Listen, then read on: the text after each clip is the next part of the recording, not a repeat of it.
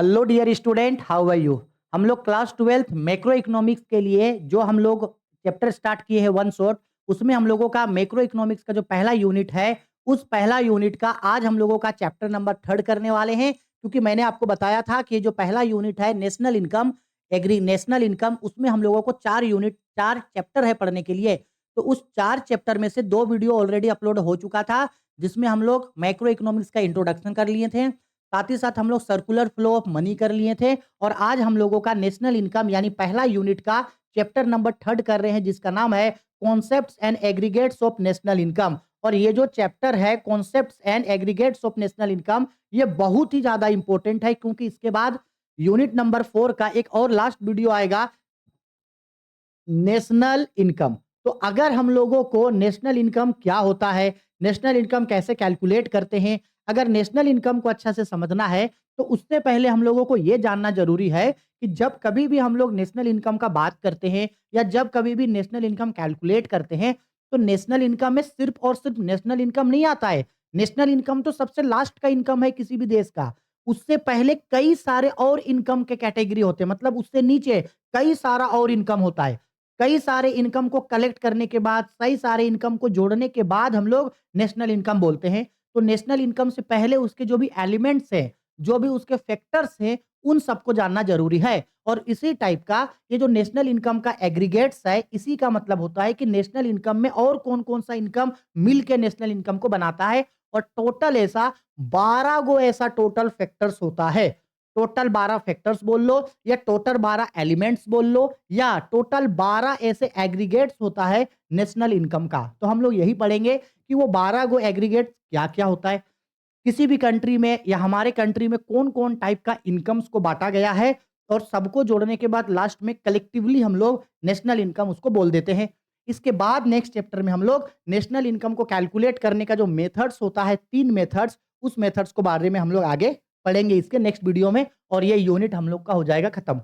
तो अब हम लोग सबसे पहले ये जानते हैं कि ठीक है चलो, जब हम लोग कभी भी जब हम लोग कभी भी ये कैलकुलेट करना चाहेंगे कि आखिरकार हम लोग का जो नेशनल इनकम है उसमें कौन कौन सा इनकम इंक्लूड होता है, हर एक चीज डिटेल्ड में अच्छा से समझाएंगे। सबका नोट्स बनाते हुए स्क्रीनशॉट लेके जरूर चलना मेरे साथ। देखो क्या लिख रहे हैं, before calculating national income and understanding national income, it is important to understand the aggregates of national income. National income के जो एग्रीगेट्स होते हैं, नेशनल इनकम के जो एलिमेंट्स होते हैं, नेशनल इनकम के जो एलिमेंट्स होते हैं उसको जानना बहुत ज्यादा जरूरी होता है। तो देखो यहां लिखते हैं the following are the major sets of national income. आप लोग को लगेगा हम क्या कर रहे हैं कुछ नहीं, जो फुआ जो है वो पूजा कर रही है, तो पूजा करने के बाद वो शंख बजाई। और आदत हो चुका है बचपन से कि शाम में जब फुआ पूजा करती है उसके बाद जब शंख बजाती है तो भगवान को याद करते हैं थोड़ा, ठीक है, वही है। चलो इसके बाद आगे देखो, अब क्या किया, हम क्या बोले, टोटल 12 गो उसका एलिमेंट है। कौन कौन, सबसे पहला है gross domestic product at market price, यानी कि जीडीपी एमपी। इसको ऐसे लिखते हैं जीडीपी और एमपी नीचे लिखते हैं, इसको पढ़ेंगे gross domestic product at market price. ये बहुत इंपॉर्टेंट है, कई बार एग्जाम में सिंपल पूछ देता है ग्रोस डोमेस्टिक प्रोडक्ट क्या है, इसका फीचर बताओ, ठीक। तो सबसे पहले नेशनल इनकम के एग्रीगेट्स में सबसे पहला इनकम होता है gross domestic product at market price. दूसरा होता है gross national product at market price, यानी कि GNP MP, gross national product at market price, GNP MP, ठीक। तीसरा होता है हम लोगों का net national product at market price, यानी कि NNP MP, net national product at market price. चौथा होगा net domestic product at market price, यानी कि net domestic product at market price. Clear है, यहां तक 4 गो हो गया। अब आते हैं आगे, टोटल 12 गो है वैसा, ठीक है, 4 के बाद 5, पांचवा नंबर पे net domestic product at factor cost, जिसको हम लोग नेट डोमेस्टिक इनकम बोलते हैं। इसको हम लोग बोलते हैं net domestic product at factor cost को net domestic product at factor cost, factor cost का मतलब एफसी। इसी को हम लोग national net domestic income NDI भी बोलते हैं। इसके बाद gross domestic product at factor cost, जिसको ग्रोस डोमेस्टिक इनकम भी बोलते हैं। Gross domestic product at factor cost यानी GDP gross domestic product at factor cost. इससे पहले gross domestic product at market price था, ये gross domestic product at factor cost है, या इसको बोलते हैं ग्रोस डोमेस्टिक इनकम जीडीआई। इसके बाद नेट नेशनल प्रोडक्ट या net national product at factor cost या national income. Net national product at factor cost मतलब NNPFC, net national product at factor cost, या इसको नेशनल इनकम बोला जाता है, जिसका मतलब राष्ट्रीय आय होता है, national income. Gross national product at factor cost, या जिसको हम लोग नेशनल इनकम भी बोलते हैं, gross national product at factor cost, gross national product at factor cost यानी GNPFC, या जिसको बोलते हैं नेशनल इनकम। इसके बाद आता है 9वें नंबर पे प्राइवेट इनकम। ये 8 इंपॉर्टेंट है, ठीक है, 8 गो चीज है, 8 गो चीज आप जरूर याद रखना, ठीक। इसके बाद और आता है 9वें नंबर पे private income, personal income, personal disposable income और नेशनल डिस्पोजेबल इनकम, ठीक है। तो उधर टोटल 8 गो हुआ सीरियल बाय सीरियल। इसके बाद यहाँ पे होता है मेरा 4 गो। 8 गो कौन कौन हुआ, ठीक है, एक बार रिपीट कर लो, एक जगह नोट्स जरूर बना लेना। कौन कौन हुआ 8 गो? 8 गो में से सबसे पहला क्या हुआ? सबसे पहला हुआ मेरा GDP, gross domestic product at market price. फिर GD के बाद ये ग्रोस डोमेस्टिक प्रोडक्ट मेरा GNP, gross national product at market price. इसके बाद मेरा क्या हुआ? इसके बाद हुआ ये मेरा, हाँ ये 2 गो हो गया। इसके बाद ग्रोस डोमेस्टिक प्रोडक्ट के बाद आया हम लोगों का ग्रोस नेशनल प्रोडक्ट हुआ, मार्केट प्राइस हो गया। इसके बाद आया, एक मिनट भाई कुछ गलती तो नहीं ना कर रहे, 8 गो 8 गो है ना, अच्छा ठीक है, 8 गो उधर है और इधर कितना गो है? 4 गो। तो टोटल कितना गो हो गया मेरा? 12 गो। 12 गो याद रखना, हाँ 8 गो ऊपर और नीचे 4 गो, टोटल हो जाएगा 12 गो। हो गया? चलो अब एक एक करके सबका मतलब हम लोग जानते हैं। सबसे पहले हम लोग जो पढ़े थे ऊपर, gross domestic product at market price यानी GDPMP, GDPMP, gross domestic product at market price क्या होता है, इसको अच्छा से समझना। सबसे पहले नेशनल इनकम का जब भी बात होता है ना, सबसे पहले इसी का बात होता है, ग्रोस डोमेस्टिक प्रोडक्ट। आप लोग सुने होंगे सकल घरेलू उत्पाद, GDP। भारत का जीडीपी इतना है, भारत का जीडीपी ये है, भारत का जीडीपी वो है, जीडीपी बढ़ गया, जीडीपी घट गया, सुने होंगे। जीडीपी क्या होता है?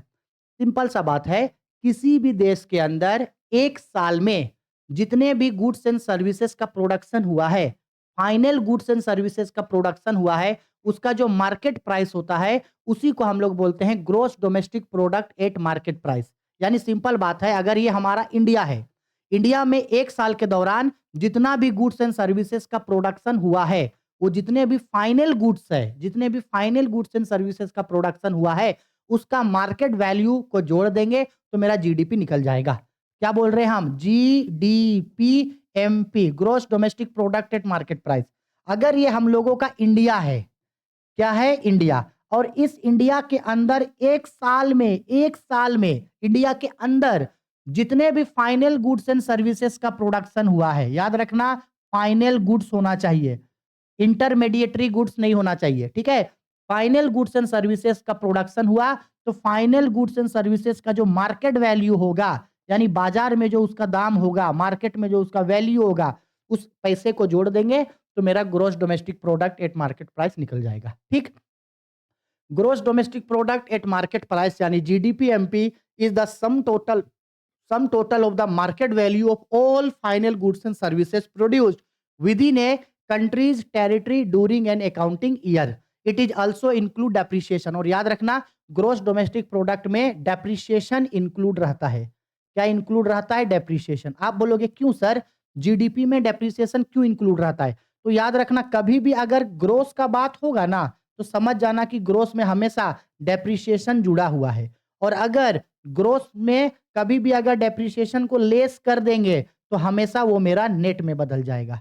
ग्रोस को अगर नेट में बदलना है तो डेप्रिसिएशन को घटा देना, और अगर डोमेस्टिक को अगर नेट में बदलना है तो उसमें विदेशों से जो पैसा मिलेगा, net factor income from abroad, इसको जोड़ देना। ये हम आगे समझाएंगे अभी, ठीक है। क्यों सर डेप्रिसिएशन को क्यों जोड़ा जाता है?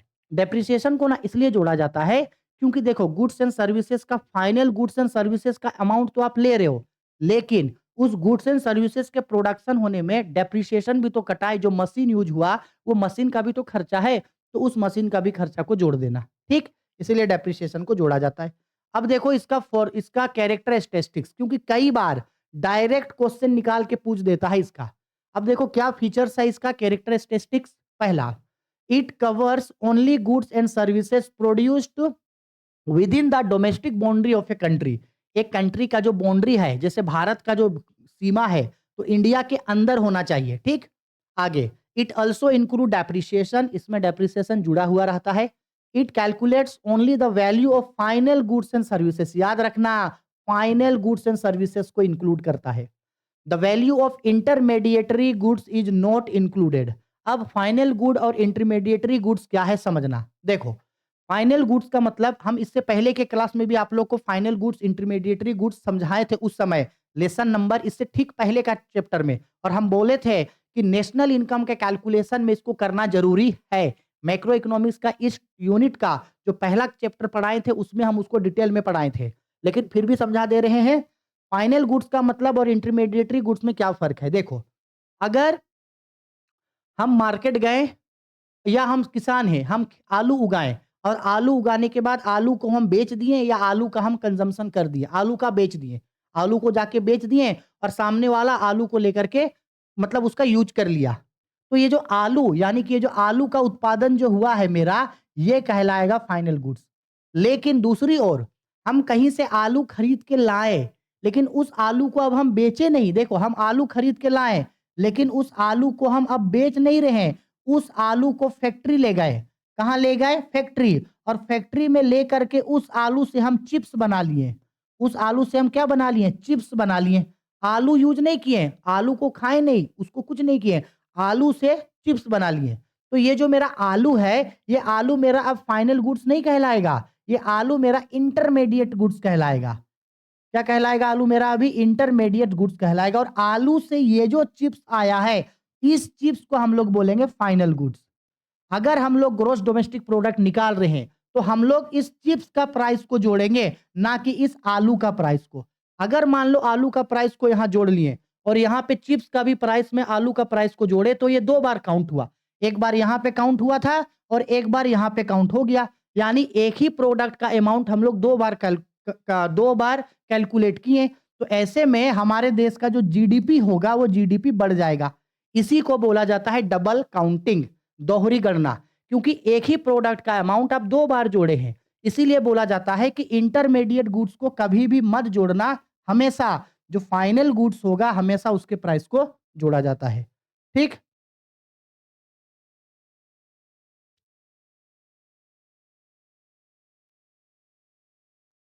अब ये जो नेशनल इनकम जब कैलकुलेट करते हैं,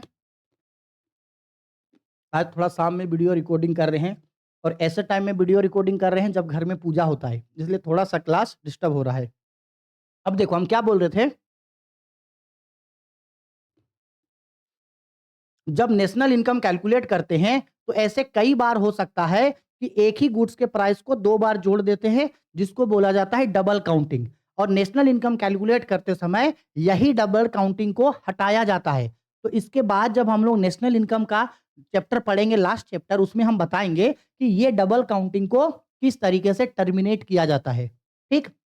चलो आगे इसका फीचर है, it is calculated during a certain year. याद रखना जीडीपी का कैलकुलेशन एक निश्चित साल में होना चाहिए, और देखो एक अकाउंटिंग ईयर में होना चाहिए। इंडिया का अकाउंटिंग ईयर जो है वो स्टार्ट होता है 1 अप्रैल को और क्लोज होता है 31 मार्च को। देखो इसका मतलब समझना, हम लोगों का जो कैलेंडर होता है वो कैलेंडर स्टार्ट होता है 1 जनवरी को, हैप्पी न्यू ईयर। 1 जनवरी को स्टार्ट होता है, 31 दिसंबर को खत्म हो जाता है, ये कैलेंडर ईयर होता है। और इंडिया में जो अकाउंटिंग ईयर है, मतलब इंडिया में जो कंपनी है या इंडिया में जो टैक्स कैलकुलेट होता है, इंडिया में जो चीज भी फाइनेंशियल चीजों का कैलकुलेशन होता है, कोई भी कंपनी है, कोई भी फार्म है, सरकार है, कोई भी बैंक्स है, वो जिस साल को फॉलो करता है ना, वो साल कहलाता है अकाउंटिंग ईयर। और इंडिया का अकाउंटिंग ईयर 1 अप्रैल से स्टार्ट होगा और 31 मार्च को खत्म हो जाएगा। यानी अभी जो हम लोग का अकाउंटिंग ईयर में हम लोग जी रहे हैं वो है 1 अप्रैल 2024 का, और ये खत्म हो जाएगा 31 मार्च 2025 में। वही बोल रहा है कि जीडीपी जब हम लोग कैलकुलेट करेंगे तो एक सर्टेन ईयर में कैलकुलेट करेंगे। मतलब अगर हम लोग 2020 का अगर जीडीपी निकाल रहे हैं तो सिर्फ और सिर्फ 2020 में जितना भी गुड्स एंड सर्विसेज का प्रोडक्शन हुआ था उसका फाइनल अमाउंट को लेंगे। और अगर 2021 का जीडीपी हम लोग निकालना चाहते हैं तो सिर्फ और सिर्फ 2021 का गुड्स एंड सर्विसेज को लेंगे। और अगर हम लोग 2022 का अगर जीडीपी निकालना चाहते हैं तो सिर्फ और सिर्फ 2022 का गुड्स एंड सर्विसेज को लेंगे। जिस साल का जीडीपी निकालेंगे उसी साल का कैलकुलेट करेंगे। क्लियर है? ठीक है, चलो आगे देखो क्या बोल रहा है। It does not include the value received from the sale of second hand goods. ये भी बहुत इंपॉर्टेंट है कि जो भी सेकेंड हैंड गुड्स होता है उसके वैल्यू को जीडीपी में कैलकुलेट नहीं करेंगे। सेकेंड हैंड गुड्स क्या होता है? मान लो कि अगर हम एक साइकिल कहीं से खरीदे थे, तो हम जब उस साइकिल को खरीदे थे तो उस साइकिल के लिए हम पैसा दिए थे, तो उस साइकिल का अमाउंट तो ऑलरेडी जीडीपी में कैलकुलेट हो गया। अब मान लो कि उस साइकिल को हम 2 महीना चलाएं और 2 महीने के बाद उस साइकिल को फिर बेच दिए, तो वो जो उसको मान लो 7,000 का साइकिल था उसको 5,000 में बेच दिए, तो ये जो 5,000 मिला उसको जीडीपी में मत जोड़ देना, क्योंकि सेकेंड हैंड गुड्स को नहीं जोड़ेंगे। सिंपल बात है, इतना याद रखना, सेकेंड हैंड गुड्स को नहीं जोड़ेंगे। हाँ, लेकिन अगर सेकेंड हैंड गुड्स को खरीदना बेचने से अगर कोई कमीशन मिला है, ठीक है, उसको लेंगे, लेकिन इसको नहीं लेंगे। It does not include the value, हो गया ये। To avoid double counting only the value of final goods and services is added. अगर हमको डबल काउंटिंग करना है तो सिर्फ और सिर्फ हम गुड्स का फाइनल प्राइस लेंगे, उससे डबल काउंटिंग से बच जाएंगे। देखो फॉर्मूला, जीडीपी एमपी बराबर all market value of goods and services produced in a country in a year, जिसमें इंक्लूड रहता है डेप्रिसिएशन। ठीक है, चलो तो ये हो गया ग्रोस डोमेस्टिक प्रोडक्ट हमारे देश का अंदर। अब ध्यान से समझना, अगर ये ग्रोस डोमेस्टिक प्रोडक्ट है, gross domestic product at market price, हमारे देश में जितने भी गुड्स एंड सर्विसेज का प्रोडक्शन हुआ, फाइनल गुड्स एंड सर्विसेज का जो वैल्यू है, मार्केट वैल्यू, उसको जोड़ देंगे तो जीडीपी निकल गया। अब ये जो मेरा जीडीपी है, ये जीडीपी मेरा जीएनपी में कब बदलता है? GNP MP. देखो फर्क, देखो ग्रोस डोमेस्टिक प्रोडक्ट और ये ग्रोस नेशनल प्रोडक्ट। तो ध्यान आप इस चीज का रखना कि अगर कभी भी ये जो मेरा डोमेस्टिक है, अगर हमको नेशनल में बदलना है, इस डोमेस्टिक को किस में बदलना है? हमको नेशनल में। डोमेस्टिक मतलब हमारे देश का, और अगर इसको नेशनल में बदलना है तो हमारे देश का पैसा, हमारे देश का प्रोडक्शन प्लस विदेशों से जो पैसा मिला उसको जोड़ देना, यानी इसमें ऐड कर देना net factor income from abroad, विदेशों से प्राप्त शुद्ध साधन आए। Net factor income from abroad, अगर कभी भी ग्रोस डोमेस्टिक प्रोडक्ट यानी हमारे देश का पैसा में अगर विदेशों से मिला पैसा को भी जोड़ देंगे तो वही मेरा नेशनल प्रोडक्ट या नेशनल इनकम बन जाएगा। सिंपल, यानी GDP plus net factor income from abroad. Net factor income from abroad मतलब अगर इंडिया का कोई आदमी था जो किसी दूसरे देश में जाके काम किया, वहां का वो रेसिडेंशियल नहीं था, वहां का वो रहने वाला नहीं था, बस वहां जाके वो काम किया और काम करने के बदले उसको जो पैसा मिला तो वो तो हमारे देश का आदमी है, तो उसका जो इनकम है वो हमारे देश में कैलकुलेट होगा। वैसे ही अगर हमारे देश में विदेश का कोई आदमी आया, काम किया, काम करने के बाद चला गया, तो वो उसका देश का कहलाएगा, हमारे देश का नहीं कहलाएगा वो। अरे बात समझ में, जैसे मान लो, कैसे समझाएं अभी, मान लो आईपीएल हो रहा है। क्या हो रहा है? आईपीएल होता है। आईपीएल तो इंडिया में नीलामी होता है, प्लेयर लोग बिकता है 8 करोड़, 10 करोड़, 15 करोड़, 20 करोड़, कई महंगा बिकता है। तो मान लो कि ऑस्ट्रेलिया का एक प्लेयर है मिचेल स्टार्क, सपोज कर लो वो 20 करोड़ में बिक गया। अब अगर 20 करोड़ में बिका तो वो तो इंडिया का रहने वाला नहीं है, वो क्या है? वो तो भाई विदेश का रहने वाला है। तो उसको जो पैसा मिला वो यहाँ खेलने के लिए मिला, लेकिन क्या वो यहाँ का निवासी है? नहीं, वो वहां का निवासी है। तो उसको जो पैसा दिए वो उसके देश के नेशनल इनकम में कैलकुलेट होगा। सही सही बात है। वैसे अगर हमारे देश का कोई आदमी दूसरे देश में काम किया और उसको पैसा मिला तो उसका इनकम हमारे देश में कैलकुलेट होगा, तो उसी को बोलते हैं net factor income from abroad. ठीक वही चीज बोल रहा है।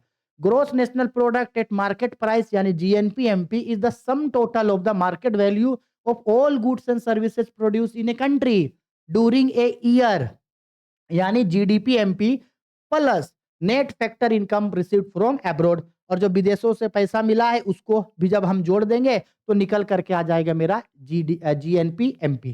ठीक, याद रखना, एकदम नॉर्मल भाषा में समझा दिए हैं। फॉर्मूला देखो वही है, लिखे GNP MP formula GDP MP plus net factor income from abroad. ठीक है, अब देखो net factor income from abroad क्या होता है, देखो उसी चीज को यहाँ पे आसान भाषा में समझाने का कोशिश किए हैं यहाँ पे।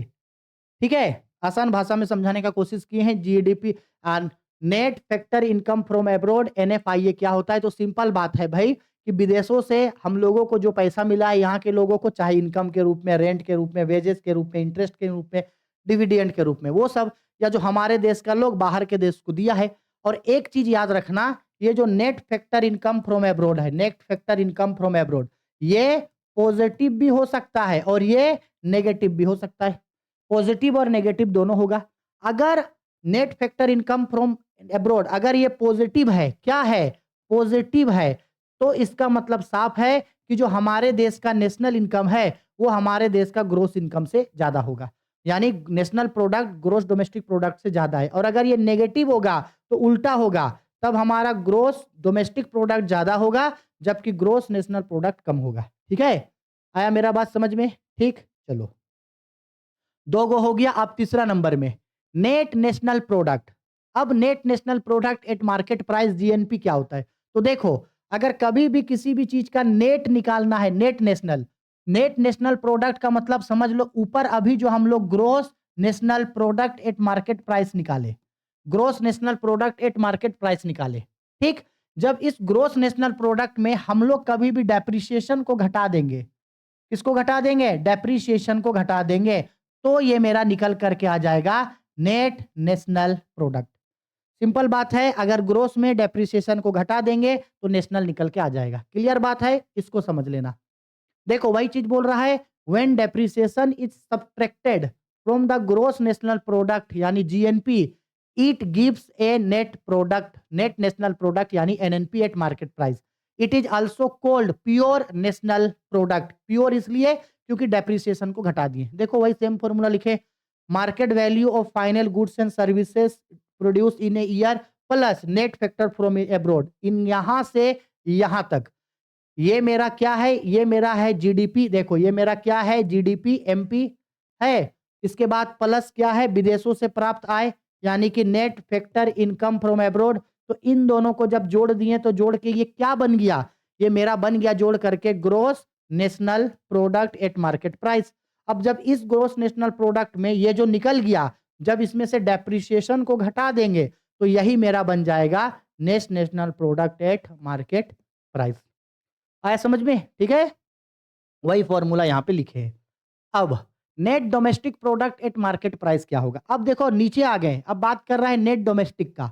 तो इससे पहले हम लोग क्या निकाले अभी, net national, net domestic product बोला ना, ठीक है। तो ग्रोस डोमेस्टिक प्रोडक्ट था इससे पहले हम लोगों का, ग्रोस डोमेस्टिक प्रोडक्ट। नेट निकालना है डोमेस्टिक का, नेट डोमेस्टिक का। तो डोमेस्टिक इससे पहले क्या था, ग्रोस डोमेस्टिक प्रोडक्ट था। तो जब gross domestic product at market price में माइनस कर देंगे डेप्रिसिएशन को, तो ग्रोस डोमेस्टिक बदल जाएगा मेरा नेट डोमेस्टिक प्रोडक्ट में। समझ में आया? एक होता है नेशनल, एक होता है डोमेस्टिक। ये होता है ग्रोस डोमेस्टिक प्रोडक्ट में से डेप्रिसिएशन हटा देंगे, तो जब ग्रोस डोमेस्टिक प्रोडक्ट में से डेप्रिसिएशन घट जाएगा तो नेट डोमेस्टिक प्रोडक्ट मेरा निकल जाएगा, निकल जाएगा। ठीक, वही बोल रहा है, व्हेन डेप्रिसिएशन और कैपिटल एक्सपेंडिचर दोनों का मतलब एक ही होता है, इज सब्सट्रैक्टेड या डिडक्टेड भी कई जगह लिखा होगा, deducted from the gross domestic product at market price यानी जीडीपी एमपी, वी गॉट या we get national domestic product यानी GDP MP at market price. देखो फॉर्मूला, जीडीपी एमपी कैसे मिलेगा, एनडीपी एमपी कैसे मिलेगा, तो जो मेरा gross domestic product at market price है, जब ग्रोस से माइनस कर देंगे डेप्रिसिएशन को, तो मेरा net domestic product at market price निकल जाएगा। ठीक है, चलो आगे। अब आते हैं net domestic product at factor cost. इससे पहले जो भी क्वेश्चन में पढ़े चार गो, चार का चार हम लोग पढ़े क्या, gross domestic product at market price वाला पढ़े।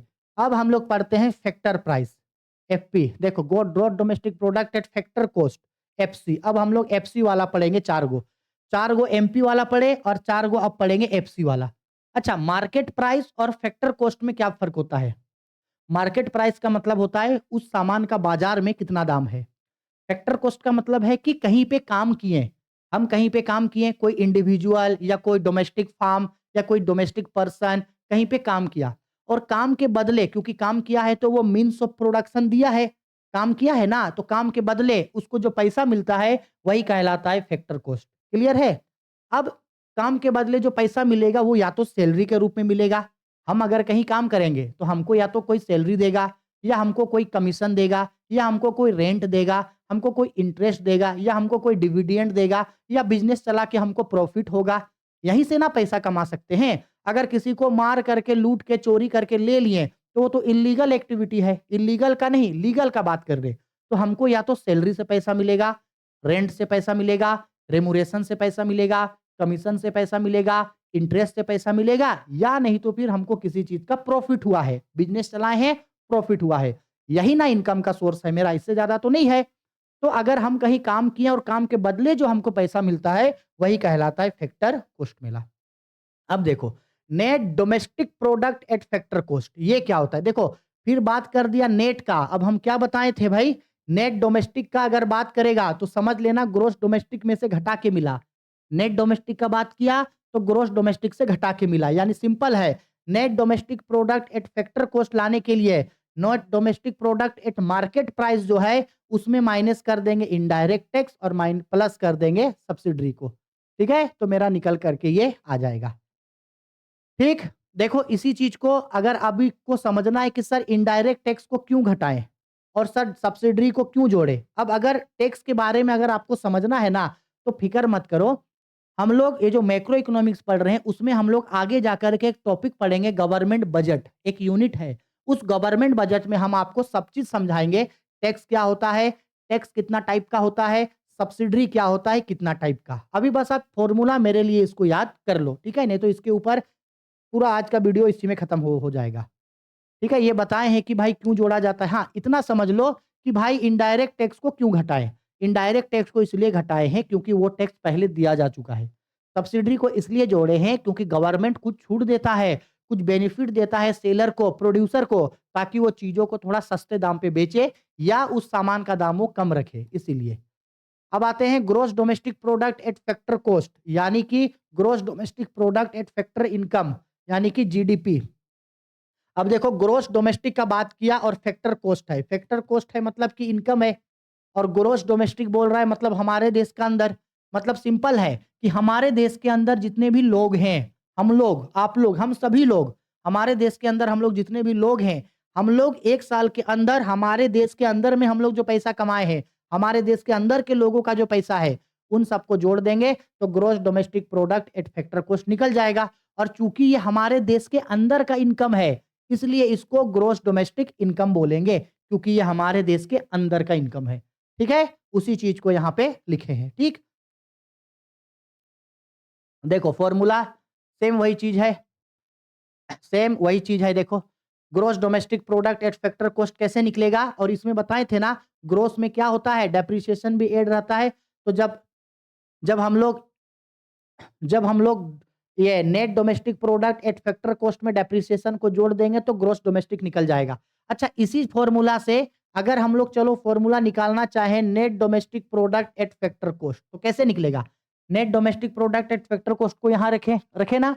यहाँ ऑलरेडी उस साइड क्या है, इधर ऑलरेडी है gross domestic product at factor cost. इस डेप्रिसिएशन को उठा के उधर भेज दो, तो डेप्रिसिएशन प्लस में है, उधर भेजेंगे तो माइनस में चला जाएगा मेरा यहाँ पे डेप्रिसिएशन। आया बात समझ में? तो यही फॉर्मूला तो हम ऊपर बता रहे थे। ठीक है, इसी तरीके से भाई जीडीपी है तो डेप्रिसिएशन जुड़ा है, जीएनपी है तो डेप्रिसिएशन घट गया, इतना याद रखना। ठीक है, ग्रोस है तो हमारे देश के अंदर का है, नेशनल है तो दूसरे देशों से भी मिल लिए हैं। आया समझ में? ठीक, चलो देखो वही सेम फॉर्मूला यहाँ बताए हैं। जब एनडीपीएफसी में डेप्रिसिएशन को जोड़ेंगे तो जीडीपीएफसी मिलेगा, और जब जीडीपीएफसी में डेप्रिसिएशन को घटाएंगे तो एनडीपीएफसी बन जाएगा। ठीक है, चलो अब आते हैं पॉइंट नंबर 7 पे। 7 पे आते हैं net national product at factor cost. Net national product at factor cost, जिसको नेशनल इनकम भी बोला जाता है, नेशनल इनकम यानी कि NI. Net national product at factor cost. अगर बात कर रहा है नेट का, इसका मतलब सिंपल है, हमारे देश का भी पैसा है इसमें और विदेशों से जो पैसा मिला है, net factor income from abroad, वो भी है। यानी हमारे देश का लोग यहां जो पैसा कमाया, हमारे देश का अपना जो ग्रोस नेशनल इनकम है, सॉरी, हमारे देश का अपना जो ग्रोस इनकम है, ग्रोस डोमेस्टिक इनकम है, जब उस इनकम में विदेशों से जो पैसा मिला है, net factor income from abroad, जब उसको भी हम लोग जोड़ देंगे तो ये मेरे लिए net national product at factor cost यानी नेशनल इनकम हम लोगों के लिए ये बन जाएगा। ठीक, उसी चीज को यहां पे हम लिखे हैं, net national product at factor cost यानी NNPFC is called national income. Net national product at factor cost यानी एनएनपीएफसी या national income is the sum total of the factor income, यानी कि चाहे कोई पर्सन अर्निंग किया है, वेजेज, इंटरेस्ट से, कहीं से भी पैसा किया है, पैसा कमाया है हमारे देश के सीमा के अंदर एक अकाउंटिंग ईयर में। नेशनल इनकम और net income product of factor cost refer to the payment made the means of production of the form of wages, या तो वेजेज के रूप में पेमेंट हुआ है, रेंट के रूप में, इंटरेस्ट के रूप में, प्रॉफिट के रूप में। ठीक है, देखो क्या बोले भाई, हमारे देश का जो भी net national product at factor cost, हमारे देश के अंदर का पैसा और विदेशों से जो पैसा मिला है उन सबको जोड़ दो। क्या करो, उन सबको जोड़ दो। हमारे देश का पैसा और विदेशों से जो पैसा मिला है उसको जोड़ दो, तो निकल करके मेरा आ जाएगा net national product at factor cost, यानी नेशनल इनकम हम लोगों का निकल के आ जाएगा।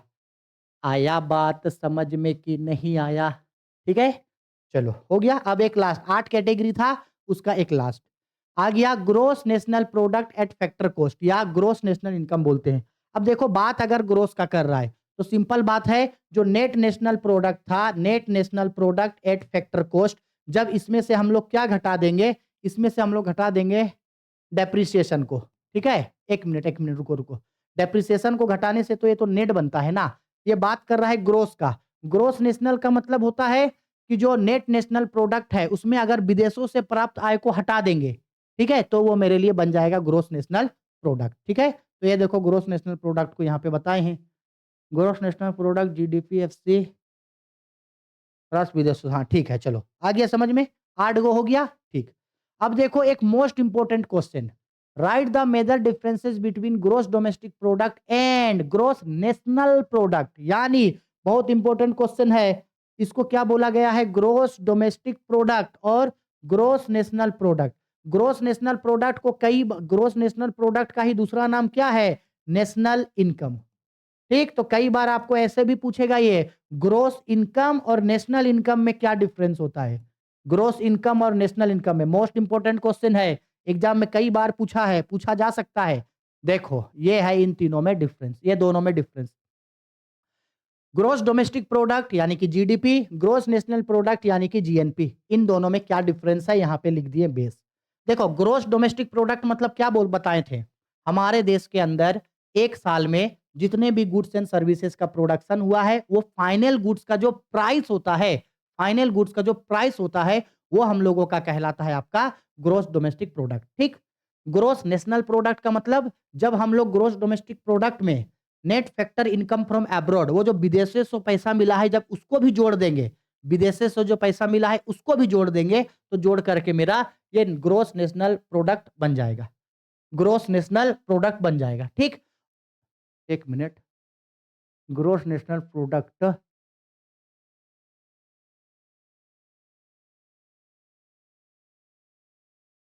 हाँ ठीक है, चलो देखो सेम वही लिखे, पहले यहाँ मीनिंग लिखे इसका, इसका मीनिंग लिखे, परसेप्शन, परसेप्शंस मतलब है ये जो है वो डोमेस्टिक एरिया में रहता है, कहाँ तक सीमित है, ये डोमेस्टिक एरिया तक सीमित है, और ये डोमेस्टिक के अलावा विदेशों में, एब्रोड तक ये सीमित है।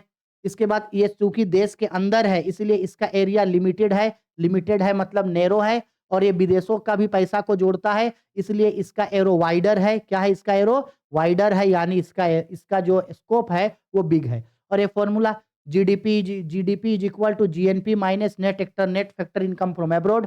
जीएनपी का मतलब होता है जीडीपी में जोड़ देंगे net factor income from abroad. आया समझ में बात? ठीक है, चलो। और इसके बाद लास्ट आते हैं कि प्राइवेट इनकम क्या होता है। लास्ट तो नहीं है, आगे और भी है। प्राइवेट इनकम क्या होता है, पहले स्क्रीनशॉट ले लो। ले लिए? देखो, प्राइवेट इनकम का मतलब सिंपल होता है कि जो भी प्राइवेट सेक्टर है, जो भी प्राइवेट सेक्टर है, कौन सा सेक्टर भाई? Private sector. तो ये जो भी मेरा प्राइवेट सेक्टर है, इस प्राइवेट सेक्टर को कहीं से भी पैसा मिला, इस प्राइवेट सेक्टर में कहीं से भी पैसा आया है, इस प्राइवेट सेक्टर में कहीं से भी पैसा आया है। अगर कोई प्राइवेट सेक्टर है, वहां अगर कहीं से भी पैसा आया है, तो उसी को हम लोग बोलते हैं प्राइवेट इनकम। सिंपल बात है। फिर चाहे उसको पैसा हमारे देश का गवर्नमेंट दिया, या चाहे तो उसको पैसा विदेशों से मिला, या चाहे तो उसको कोई कंपनी से पैसा मिला, या गवर्नमेंट ट्रांसफर, जिसको हम लोग बोलते हैं गवर्नमेंट पेमेंट्स। देखो यहाँ पे कहीं पे लिखा हुआ रहेगा, come with the source of income from abroad. अच्छा, आगे मिलेगा तो हम बताएंगे। हाँ, गवर्नमेंट पेमेंट, ये देखो करंट ट्रांसफर। गवर्नमेंट ट्रांसफर क्या होता है? Government transfer. गवर्नमेंट ट्रांसफर का मतलब याद रखना, गवर्नमेंट ट्रांसफर या जिसको बोलते हैं ट्रांसफर पेमेंट।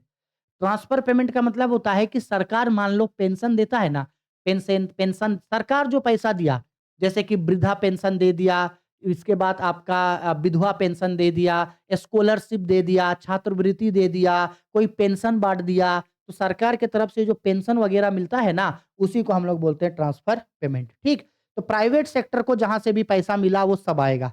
देखो फॉर्मूला में भी देखो सेम वही चीज यहाँ पे लिखे हैं कि private income is equal to income from domestic product to private sector. Private sector को जो भी इनकम मिला, या net sources income from abroad, चाहे वो पैसा विदेशों से मिला है, करेंट ट्रांसफर फ्रॉम गवर्नमेंट, यही चीज बता रहे थे, जो गवर्नमेंट पेंशन वगैरह देता है, जो गवर्नमेंट पैसा देता है, net current transfer from the rest of the world, या किसी दूसरे देश से पैसा मिला, या इंटरेस्ट ऑन नेशनल डेब्ट। ठीक है, प्राइवेट सेक्टर को पैसा मिला तो वो होता है प्राइवेट इनकम। क्लियर है? Difference between national income and private income. अब देखो भाई, नेशनल इनकम का अगर बात करेंगे, नेशनल इनकम का मतलब है कि इसमें सब सेक्टर आ जाएगा, प्राइवेट सेक्टर, पब्लिक सेक्टर, हमारे देश के अंदर, हमारे देश के बाहर। और जब बात करेंगे प्राइवेट इनकम का, तो ये सिर्फ और सिर्फ प्राइवेट सेक्टर को इंक्लूड करेगा। सिर्फ और सिर्फ किसको इंक्लूड करेगा? प्राइवेट सेक्टर को। देखो, नेशनल इनकम का मतलब हुआ कि इसमें दोनों सेक्टर आ जाएगा, public sector, private sector. Private sector में सिर्फ और सिर्फ प्राइवेट सेक्टर को मिलने वाला पैसा होगा, और इसमें ट्रांसफर इनकम को इंक्लूड नहीं किया जा सकता है। ट्रांसफर इनकम मतलब सरकार जो पेंशन देता है, जो स्कॉलरशिप देगा, सरकार जो जो अलाउंस देता है, उसको शामिल नहीं करते हैं। और जबकि पर्सनल इनकम को पर्सनल पर्सनल नहीं भाई, गलती हो गया, पर्सनल प्राइवेट होगा यहाँ, प्राइवेट। ठीक है, ये जो प्राइवेट इनकम है उसमें ट्रांसफर इनकम को शामिल किया जाता है। It does not include interest on national debts. अगर कोई राष्ट्रीय ऋण है तो उस पे अगर कोई ब्याज है, यानी कि सरकार के ऊपर कोई कर्जा था, सरकार अगर कोई उसका इंटरेस्ट दिया, तो उस खर्चे को इसमें इंक्लूड नहीं करेंगे, उस पैसे को इसमें नहीं दिखाएंगे, लेकिन प्राइवेट इनकम में उसको दिखाया जाता है।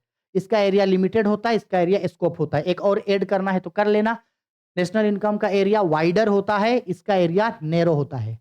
ठीक, आगे पर्सनल इनकम क्या होता है? देखो, वो था प्राइवेट इनकम, अब सुनो personal income. Personal income refer to the economic that is actually received by individual और household in a country during a year. हमारे देश के जितने भी लोग हैं, नॉर्मल बात है, हमारे देश के जितने भी लोग हैं, उन लोगों को जरूरी नहीं है कि वो प्राइवेट सेक्टर के ही लोग हैं, प्राइवेट सेक्टर के लोग हों या ना हो, जनरली हमारे देश के लोगों को जो पैसा मिल रहा है वो होता है उसका पर्सनल इनकम। जैसे अगर हम कुछ पैसा कमाए हैं तो वो मेरा होगा पर्सनल इनकम, प्राइवेट इनकम नहीं, क्योंकि हम प्राइवेट सेक्टर का नहीं है।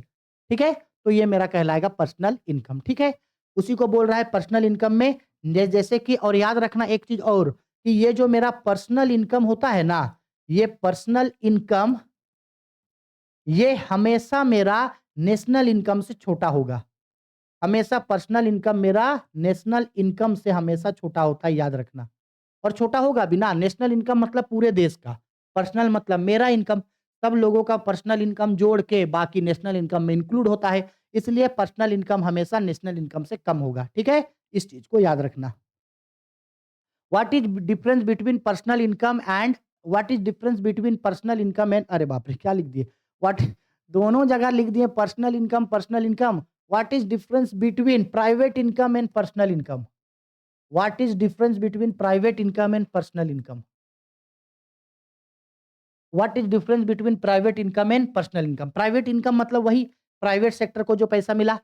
पर्सनल इनकम का मतलब होता है it include the economic received by the individual और फर्म। प्राइवेट इनकम वाइडर होता है, इसका एरिया नैरो होता है। इसमें कॉर्पोरेट टैक्स वगैरह को शामिल नहीं किया जाता है। प्राइवेट इनकम में इंक्लूड रहता है, इसमें इंक्लूड नहीं रहता है। और लास्ट में ये फॉर्मूला है दोनों का, इसका फॉर्मूला, इसका फॉर्मूला। अब फॉर्मूला देख के क्या करोगे? फॉर्मूला तो ऊपर बता ही दिए हैं। ठीक है? चलो, अब एक और डिफरेंस है हम लोगों का, difference between national income and personal income. National income और पर्सनल इनकम में क्या डिफरेंस है? बाबू, नेशनल इनकम का मतलब हमारे पूरे देश का इनकम। नेशनल इनकम का मतलब क्या बोले? हमारे पूरे देश का इनकम। जबकि पर्सनल इनकम का मतलब उस देश के इंडिविजुअल लोगों का जो है वो होता है पर्सनल इनकम। और उसमें विदेशों से जो पैसा मिला है वो सब भी जोड़-जाड़ दिए तो वो नेशनल इनकम बन जाएगा। ठीक, यही वो दोनों में डिफरेंसेस है। जो नेशनल इनकम होता है उसमें लिखें, इसमें सब चीज़ शामिल होता है, पब्लिक और प्राइवेट सेक्टर। और जो पर्सनल होता है इसमें ज़रूरी नहीं है कि सिर्फ़ ये शामिल हो। ये इन दोनों में डिफरेंस है, पढ़ना है थोड़ा-सा तो एक बार पढ़ लेना। इसी का वो डिफरेंस का पार्ट है। इसके बाद आते हैं पर्सनल डिस्पोजेबल इनकम। अब ध्यान से समझना पर्सनल डिस्पोजेबल इनकम क्या होता है। सिंपल सा हम समझा दे रहे हैं। पर्सनल डिस्पोजेबल इनकम का मतलब है कि कोई भी पर्सन जो पैसा वो कमाता है, उसके पास जो पर्सनल इनकम है, वो सारा का सारा पर्सनल इनकम एक्सपेंस या सारा का सारा पर्सनल इनकम वो इन्वेस्ट नहीं कर पाता है। क्यों? क्योंकि अगर उसको कोई लायबिलिटी, उसको अगर किसी तरीके का कोई टैक्स देना है, तो वो टैक्स का पेमेंट उसको करना ज़रूरी है। देखो क्या बोल रहे हैं, हम आपको ये बोल रहे हैं कि सपोज़ कर लो कि अगर हम 1 साल में 4 सपोज़ कर लो 1 साल में हम 6,20,000 रुपया कमाए हैं। 6,20,000 रुपया कमाए तो ये मेरा पर्सनल इनकम हो गया। 6,20,000 कमाए हैं हम तो ये मेरा क्या हो गया? Personal income. अब मान लो कि इस पर्सनल इनकम में हमको टैक्स भी भरना है। कई तरीके का टैक्स भर सकते हैं। इनकम टैक्स भर सकते हैं, प्रॉपर्टी टैक्स भर सकते हैं, डायरेक्ट टैक्स भर सकते हैं, इनडायरेक्ट टैक्स जैसे कि जीएसटी वगैरह। तो मान लो कि हम इसमें से टैक्स पेड कर दिए। अब मान लो कि टैक्स पेड किए हम 20,000। ऐसे ज़रूरी नहीं है कि 20,000 देंगे, बस हम रैंडमली समझा रहे हैं आपको। तो ये जो मेरा पर्सनल इनकम था उसमें हम जो टैक्स वगैरह दे दिए, टैक्स देने के बाद मान लो मेरे पास ये 6 लाख बच गया। तो ये जो 6 लाख मेरे पास बचा है ना, यही 6 लाख मेरा कहलाएगा पर्सनल डिस्पोजेबल इनकम। जो मेरे पास पैसा बच जाता है उसी को हम लोग बोलते हैं डिस्पोजेबल इनकम, जो पैसा बचा हुआ है टैक्स वगैरह पेमेंट करने के बाद। ठीक है, देखो वही बोल रहे हैं। पर्सनल डिस्पोजेबल इनकम का मतलब है मेरे पास जो पर्सनल इनकम था उस पर्सनल इनकम में से हम टैक्स दे दिए, फिर चाहे वो कोई डायरेक्ट टैक्स था या को वेरियस रिसिप्ट्स ऑफ गवर्नमेंट, कोई भी टैक्स था। ठीक है, सारा टैक्स देने के बाद जो मेरे पास पैसा बच गया, जिसको हम अपना मन मर्जी से खर्चा कर सकते हैं। खर्च करना है खर्च करो, इन्वेस्ट करना है इन्वेस्ट करो, सेविंग करना है सेविंग करो, कुछ भी कर सकते हैं उसका। वो पैसा मेरा खुद का है, वो होता है मेरा पर्सनल डिस्पोजेबल इनकम। ठीक है? चलो, अब देखो डिफरेंस थोड़ा-सा है भाई, पर्सनल इनकम और पर्सनल डिस्पोजेबल इनकम में। तो सिंपल बात है, पर्सनल इनकम का मतलब होता है एक्चुअल मेरे पास जो पैसा था, जैसे मेरे पास पैसा था 6,20,000 रुपया, तो इसी को बोलते हैं एक्चुअल मनी। मेरे पास ये जो एक्चुअल पैसा था, मेरे पास ये जो एक्चुअल पैसा था, ये मेरा कहलाता है पर्सनल इनकम। और जब इस एक्चुअल पैसा से जब हम मान लो कि 20,000 रुपया का टैक्स का पेमेंट कर दिए, तो टैक्स का पेमेंट करने के बाद मेरे पास कितना बच गया? 6 लाख बच गया। तो यही 6 लाख रुपया जो मेरा है, ये पर्सनल डिस्पोजेबल इनकम ये मेरा कहलाएगा। ठीक है? वही चीज़ लिखे हैं, पर्सनल इनकम का एरिया बड़ा होता है, वाइडर है। और इसका पर्सनल डिस्पोजेबल इनकम का एरिया नैरो होता है, छोटा होता है। क्यों? क्योंकि टैक्स देने के बाद ये कम हो जाता है। ठीक? और एक डिफरेंस लिख सकते हैं, पर्सनल इनकम हमेशा पर्सनल डिस्पोजेबल इनकम से बड़ा होता है। ठीक है? इसके बाद आगे और डिफरेंसेस है, क्या है? All income can not be, सारा का सारा पैसा अगर हम 6,20,000 कमाए थे, तो सारा का सारा पैसा हम खर्च नहीं कर सकते हैं। जबकि अगर हम इसमें से 20,000 रुपया टैक्स भर दिए, तो अब ये बचा 6 लाख रुपया मेरा है। अब हमको डिपेंड करता है, हम इस 6 लाख का क्या करेंगे? 6 लाख रुपया खर्चा कर देंगे, 6 लाख रुपया कहीं इन्वेस्ट कर देंगे, 6 लाख रुपया कहीं सेविंग करके रख देंगे। हमको पूछने वाला कोई नहीं है। ठीक है? इसका मालिक हम हैं, अपने हिसाब से हम इसको यूज़ कर सकते हैं, कोई टेंशन नहीं। इसके बाद ये जो 6,20,000 है, इसमें किसी तरीके का कोई टैक्स इंक्लूड नहीं है, मतलब टैक्स को नहीं घटाए हैं। और यहाँ टैक्स घटाने के बाद ये बचता है, टैक्स देने के बाद, आफ्टर आफ्टर टैक्स देने के बाद बचता है। ठीक? उसी तरीके से अब हम लोगों का लास्ट आता है, वो तो पर्सनल डिस्पोजेबल इनकम। अब आता है हम लोगों का नेशनल डिस्पोजेबल इनकम। तो नेशनल डिस्पोजेबल इनकम का मतलब सिंपल बात है, सारा खर्चा करने के बाद हमारे देश के पास जो नेशनल इनकम बच गया है, हमारे देश के पास जो सारा खर्चा, सारा एडजस्टमेंट कर लेने के बाद हमारे देश के सरकार के पास जो नेशनल इनकम बचा है, उसमें अगर कहीं और से कुछ पैसा आ रहा है, तो उन सारे पैसों को जोड़ के सरकार के पास यानी भारत के पास जो पैसा है, जो पैसा वो सरकार अलग-अलग चीज़ों में खर्च कर सकता है, अलग-अलग सेक्टर में वो पैसा खर्च कर सकता है। तो वो जो पैसा बच गया है अब, वही कहलाता है नेशनल डिस्पोजेबल इनकम, ठीक? नेशनल डिस्पोजेबल इनकम मतलब सेम वही लिखे हैं, जो सरकार के पास पैसा होता है, जो सरकार उस पैसे को खर्च करने के लिए रेडी रहता है, जिस पैसे को सरकार अब खर्चा कर सकता है। ठीक है? वही होता है नेशनल डिस्पोजेबल इनकम। इसमें नेशनल इनकम और प्लस जितना भी नेट डायरेक्ट टैक्सेस का पैसा मिला है, उसको जोड़ेंगे और जो भी करंट ट्रांसफर रिसीव्ड हुआ है, उसको जोड़ेंगे, जो बाकी देशों से मिला, हमारे देश का नहीं। हमारे देश का जो ट्रांसफर पेमेंट्स है वो नहीं, अगर किसी दूसरे देशों से अगर कोई ट्रांसफर पेमेंट रिसीव हुआ है वो। नेशनल इनकम हमारे देश का जो नेशनल इनकम था वो, प्लस अगर किसी तरीके का कोई टैक्स से पैसा मिला, उसको जोड़ेंगे। किस तरीके का टैक्स? डायरेक्ट टैक्स, इनडायरेक्ट नहीं, डायरेक्ट। और प्लस अगर विदेशों से कोई डायरेक्ट ट्रांसफर हुआ है, विदेशों से कोई पैसा मिला, उसको जोड़ देंगे। यही कहलाएगा मेरा हम नेशनल डिस्पोजेबल इनकम। क्लियर बात है? बातिया आ गया समझ में? कोई दिक्कत नहीं है ना? ठीक। अब जितना भी चीज़ हम लोग पढ़े हैं, एक बार उन सब चीज़ों को हम रिपीट करते हैं, लेकिन उससे पहले थोड़ा-सा फ़ॉर्मूला, हाँ, फ़ॉर्मूला समझाते हैं, आ जाओ। इस चीज़ को अच्छे से देखना, जितना भी चीज़ हम लोग पढ़े हैं ऊपर में, सारा चीज़ का यहाँ पे निचोड़ है। सारा चीज़ का क्या है यहाँ पे? देखो, एक बार में यहाँ पे दे दिए हैं, इस एरो को थोड़ा समझने का कोशिश करना। जितना भी चीज़ हम लोग अभी पढ़े थे। देखो, सबसे पहले पढ़े थे gross domestic product at market price, यानी कि जीडीपीएमपी। Gross domestic product at market price मतलब क्या बोले? हमारे देश के डोमेस्टिक एरिया के अंदर, मतलब हमारे देश के अंदर एक साल में जितने भी फाइनल गुड्स एंड सर्विसेज का प्रोडक्शन हुआ है, उसका जो मार्केट वैल्यू होगा, उसी को हम लोग जीडीपीएमपी बोलेंगे, जिसमें डेप्रिसिएशन को भी इंक्लूड करते हैं। बस ये फाइनल गुड्स होना चाहिए, इंटरमीडिएटरी गुड्स नहीं होना चाहिए। ठीक? जब इस जीडीपीएमपी में जिसमें डेप्रिसिएशन जुड़ा हुआ है, जब इसमें से हम लोग माइनस कर देंगे डेप्रिसिएशन को, डेप्रिसिएशन घटाने से ही ग्रॉस नेट में बदल जाता है। तो जैसे ही डेप्रिसिएशन घटाएं, तो ग्रॉस डोमेस्टिक प्रोडक्ट जो है वो मेरा, जैसे डेप्रिसिएशन घटाएं वैसे ही ये मेरा net domestic product at market price में बदल गया। क्लियर? अब नेट का मतलब है हमारे देश के अंदर, ग्रोस किस में बदल गया? नेट में बदल गया। अब ये नेट डोमेस्टिक प्रोडक्ट को, ये नेट डोमेस्टिक को नेट नेशनल में बदलना है। नेट डोमेस्टिक को नेट नेशनल में बदलना है। तो नेट डोमेस्टिक को नेट नेशनल में जब बदलना है, डोमेस्टिक मतलब अभी भी हमारे देश का ही प्रोडक्शन है। जब इसमें विदेशों से मिला पैसा को भी जोड़ देंगे, विदेशों से मिला पैसा को भी जोड़ देंगे, तो ये नेट नेशनल प्रोडक्ट बन जाएगा। तो जब इसमें हम लोग net domestic product at market price में जब हम लोग जोड़ देते हैं net factor income from abroad, विदेशों से जो पैसा मिला है उसको जोड़ देते हैं, तो ये मेरा net national product at market price बन जाता है, जो मेरा यहाँ पे दिखाया है। यहाँ पे है मेरा एनडीपीएमपी, यहाँ है मेरा एनएनपीएमपी। क्लियर बात है मेरा? बोलो, समझ में आया कि नहीं आया? आ गया? ठीक। इधर देखो, इधर है हम लोगों का net national product at factor cost, gross national product at factor cost. वहां ग्रोस डोमेस्टिक प्रोडक्ट था। अब देखो, यहां है मेरा gross domestic product at factor cost. ए देखो, जब हम लोग gross domestic product at factor cost में डेप्रिसिएशन को घटा देंगे, ग्रोस डोमेस्टिक प्रोडक्ट में से डेप्रिसिएशन को घटा देंगे, तो note net domestic product at factor cost बन जाएगा। क्लियर है? क्या बोल रहे हैं? Gross domestic product at factor cost में से जब हम लोग डेप्रिसिएशन को घटा देंगे, तो net domestic product at factor cost बना। अब नेट डोमेस्टिक है मतलब हमारे देश का है। अब अगर नेट डोमेस्टिक प्रोडक्ट को net national product at factor cost में बदलना है, तो विदेशों से जो पैसा मिला है उसको भी शामिल करेंगे। कहां से पैसा मिला है? एक मिनट, स्क्रीन यहाँ पे मकड़ी घूम रहा है यहाँ पे।